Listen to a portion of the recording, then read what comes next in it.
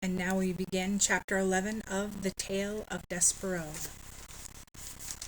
When Despereaux came to, he heard the drum. His father was beating a rhythm that had much more boom and much less tat. Together, Lester and the drum produced an ominous sound that went something like this. Boom, boom, boom, tat. Boom, boom, boom, tat. "Make way for the thread!" cried a mouse, who was pushing a wooden spool of red thread through the crowd. "Make way for the thread!" Boom, boom, boom, tat, went the drum. "To the dungeon!" shouted the mice. Despereaux lay on his back, blinking his eyes. How, he wondered, had things gone so terribly wrong? Wasn't it a good thing to love? In the story in the book, love was a very good thing. Because the knight loved the fair maiden, he was able to rescue her. They lived happily ever after. It said so in the book.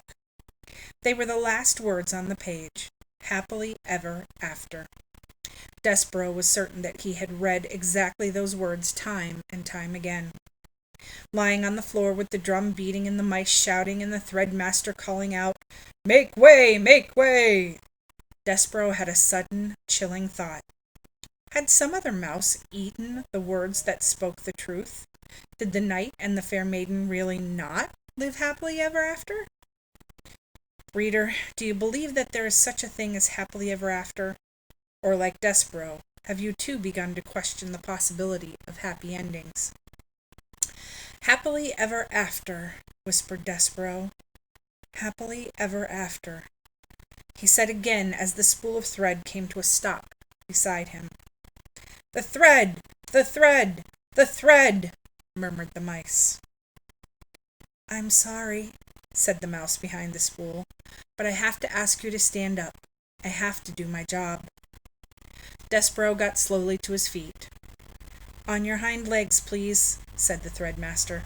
"It's the rules." Despereaux stood on his hind legs. "Thank you," said the mouse. "I appreciate it." While Despereaux watched, the Threadmaster unwound a length of red thread from the spool and tied a loop. "Just enough for the neck," muttered the mouse. "No more, no less. That's what the last Threadmaster taught me. Enough thread for the neck." He looked up at Despereaux and then back down at the loop of thread. "And you, my friend, have a small neck." The Threadmaster raised his arms and put them around Despereaux's neck. He leaned in close, and Despereaux smelled celery. He could feel the Threadmaster's breath in his ear as he worked at tightening the thread. "Is she beautiful?" the Threadmaster whispered. "What?" said Despereaux. "Shh! Is the princess beautiful?" "The Princess P?" "Yes. She is lovely beyond all imagining," said Despereaux. "Just right," the Threadmaster said. He drew back. He nodded his head. "A lovely princess, just so, like a fairy tale, and you love her, as a knight loves a maiden. You love her with a courtly love, a love that is based on bravery and courtesy and honor and devotion. Just so." "How do you know that?" Despereaux said. "How do you know about fairy tales?" "Shh!" The mouse leaned in close, and Despereaux smelled celery again, green and alive. "Be brave, friend," whispered the Threadmaster. "Be brave for the princess." And then he stepped back and turned and shouted, "Fellow mice, the thread has been tied. The thread has been knotted." A roar of approval went up from the crowd. Despereaux squared his shoulders. He had made a decision. He would do as the Threadmaster had suggested. He would be brave for the princess. Even if, reader, could it be true?